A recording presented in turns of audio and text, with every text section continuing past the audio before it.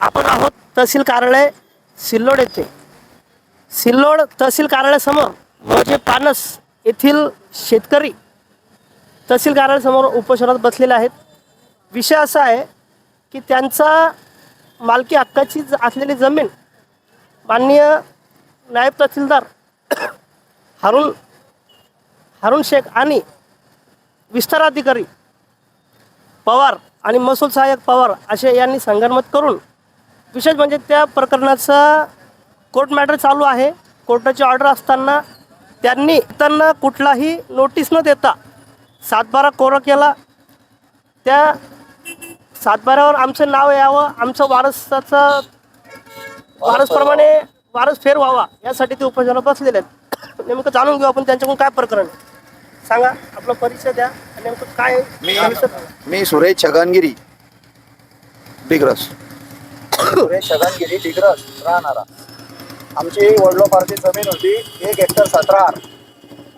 त्याच्यामध्ये जे मंडळाधिकारी साहेब आणि नायब साहेब यांनी आमचा सातबारा कोरा केला. आमची वडलोपारची जमीन असल्याच्या नंतर सुद्धा, ऑनलाईन सातबारा असल्यानंतर सुद्धा आमच्यावर अन्याय केला.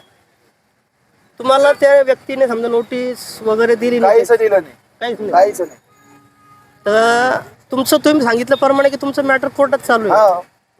कोर्टाने तुम्हाला वारस दिलेलं आहे, तरी पण ह्या तहसीलदारांनी ते प्रकरण त्यांच्यावर म्हणजे 7/12 कोरा केला. तुमचं नाव त्याच्यावर हटवलं. आजोबाचं नाव होतं, आमचं वारस लावायच्या ऐवजी आमचं क्षेत्र झाडून दिलं.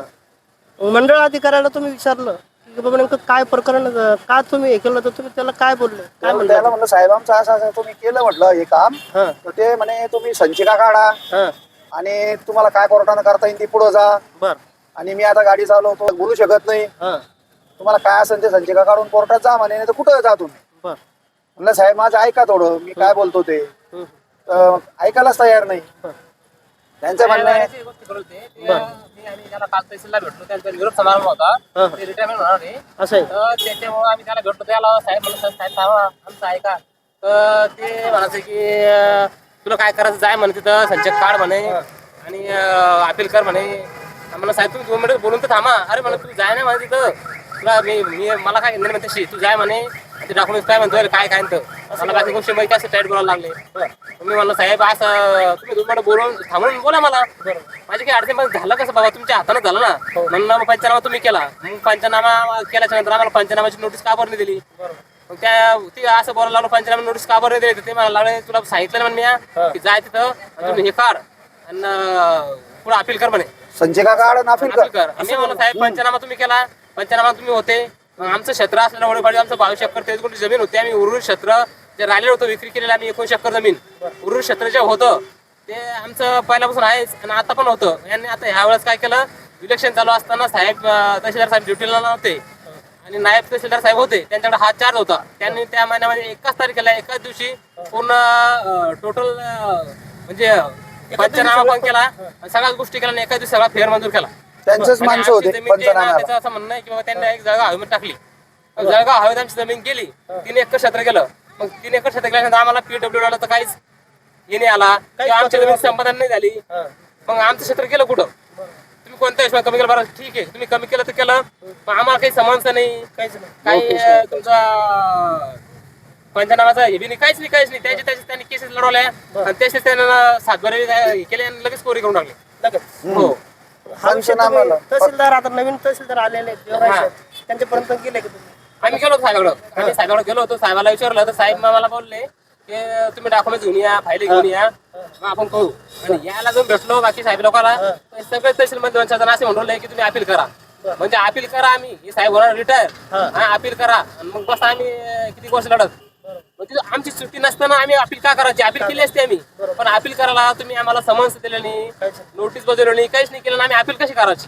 ज्यावेळेस मला संचिका काढायची होती त्यावेळेस साहेब मला बोलले, सोनवणे साहेब की म्हणे संचिका काढायची तुला तर आमच्याकडे तुझं काही रेकॉर्ड नाही, हा फेर कधी झाला म्हणे, आम्हाला माहित नाही. मग मला तुझी फाईल लागल म्हणे. साहेब फाईल लागल तर मग मी ते आमच्या गावचे एक कार्यकर्ते आहे त्यांना सांगितलं. मग त्यांनी ती फाईल दिली, त्यावेळेस त्यांनी मला संचिका दिली. नाही संचिका द्यायला सुद्धा तयार नव्हते. कारण की त्यांचं म्हणतो आमच्याकडे आम्हाला माहिती नाहीये हा फेर कधी झाला. मंडळाधिकारी साहेबांना जे ना स्वतः स्पॉटवर जाऊन पंचनामा केला आणि त्यांचीच माणसं ठेवले 2-4. त्यांचे फोटो काढून आहे ना त्यांचे, त्यांची काय आपल्याकडे आता आज तुम्ही उपोषणाला पहिला दिवस आहे पहिला. तर आज तहसीलदार साहेब होते इथं तर ते आले का नाही आले नाही अजून कोणीच नाही आलेच आलं. नाही. कोणीच नाही आलं. कोणीच नाही आला आता चपराशी पण नाही आला. नाही बरं. आता तुमची मागणी पूर्ण होईपर्यंत तुम्ही उपोषण करणार हो, करणार. आमचा सातबारा बाबाच्या नावानं आमचा वारस फेर करून देणे साहेबांना बरं त्यावेळेस आमचं उपोषण सोडणार आम्ही बरं पहिले तर आमचं क्षेत्र सातबारा जसं होतं पहिले क्लिअर तर सांगून देणं तसं आणून आणि द्या. आमचा वारस फेर आणि करणं आमच्याकडे पूर्ण पुरावे असं नाही की आम्ही असं काही उठून इथं होऊन बसलो म्हणून आमच्याकडे 7-12 रेकॉर्ड आहे टोटल गोष्टी आणि आमची बापदादाची प्रॉपर्टी डॉक्युमेंट्स आमच्याकडे क्लिअर पूर्ण पुरावे सादर आहे आपल्याकडं कशी कशी आम्ही जमीन विकली तेवढी तुम्ही मला लिहून बी दिलेली आहे हां हां आमचं म्हणणं आहे की तुम्हाला जेवढे क्षेत्र आम्ही विकलेलं आहे त्याचे त्याच्या मालक त्याच्या संबंध पूर्ण क्षेत्राचे आहे आमचं कारण की मालकी हक्क आमचे आहे हो, ना नंबरदार आम्ही होतो यस मग तुम्हाला जेवढं केलं तुम्ही त्याचे मालक पूर्ण क्षेत्र आमचं राहील ना बरं आणि जी शेवटची रजिस्ट्री केली हां हां त्या माणसाने हा पैसा खाऊ घालून सनी काम केलं तो या उर्वरित क्षेत्र आणि उर्वरित रोड हां याला साक्षीदार आहे आमच्याकडं साक्षीदार आहे रजिस्ट्रीला साक्षीदार आहे तू शेवटच्या रजिस्ट्रीला हो का हो बरं ती पुरावे आहे आमच्याकडे क्लिअर तर याप्रमाणे हा असा गंभीर असा विषय आहे की कोर्ट मॅटर सुरू असताना माननीय नायब तहसीलदार यांनी त्यांच्या पदा गैरउपयोग करून संबंधित व्यक्ती जमीन हे त्रस्त व्यक्तीच्या नावाने करून दिली म्हणजे कोर्ट ऑफ कंटेम्प्ट ह्या व्यक्तीनं केलेलं आहे नेमकं हे प्रकरण काय आहे आपण तहसीलदार साहेब यांना विचारून पुढील दिशा आपण ठरवणार आहोत आणि या लोकांना न्याय मिळवून देण्याचं काम आपण या माध्यमानं करणार आहोत थँक्यू धन्यवाद